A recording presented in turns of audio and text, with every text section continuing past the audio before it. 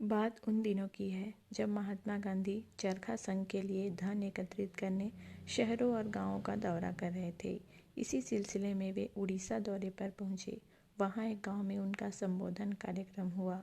उस सभा में गांधी जी को सुनने बहुत सारे लोग इकट्ठे हुए थे। जब उनका भाषण समाप्त हुआ तब भीड़ में से एक वृद्ध महिला उठ खड़ी हुई।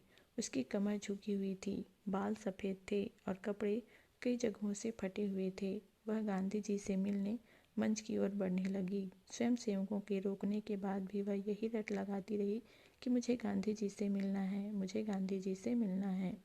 अंततः वह वहां पहुंच ही गई जहां गांधी जी बैठे हुए थे। वहां पहुंचकर उसने गांधी जी के पैर छुए, फिर अपनी साड़ी के पल्लू में बंधा हुआ तांबे का सिक्का निकाला और उसे गांधी जी के चरणों में रख दिया। उसके बाद वह मंच से उतर गई। गांधी जी ने उस तांबे के सिक्के को उठाकर संभाल कर अपने पास रख लिया। उस समय चरखा संघ के कोषाध्यक्ष जमनालाल बजाज थे। जब उन्होंने गांधी जी से उस वृद्ध का दिया हुआ वह तांबे का सिक्का मांगा तो गांधी जी ने उसे देने से मना कर दिया। इस पर जमनालाल बजाज हंस पड़े और बोले, मैं चरखा संघ का कोषाध्यक्ष होने के नाते कोष के लिए कई हजारों रुपयों का चेक रखता हूँ, लेकिन आप एक तांबे के सिक्के के लिए मुझ पर विश्वास नहीं कर रहे हैं।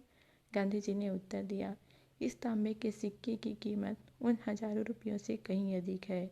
लोगों के पास लाखों रुपये होते हैं, तब वे उनमें से हमें 1 या 2 हजार दे देते हैं, पर शायद उस गरीब वृद्धा के पास यही एक तांबे का सिक्का था। उसने अपनी सारी पूंजी मुझे दे दी। यही उसकी दयालुता है।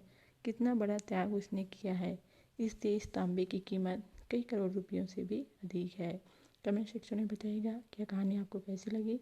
इसी प्रकार की और कहानी सुनने के लिए हमारे चैनल को सब्सक्राइब करें, वीडियो को लाइक और शेयर करना ना भूलें। धन्यवाद।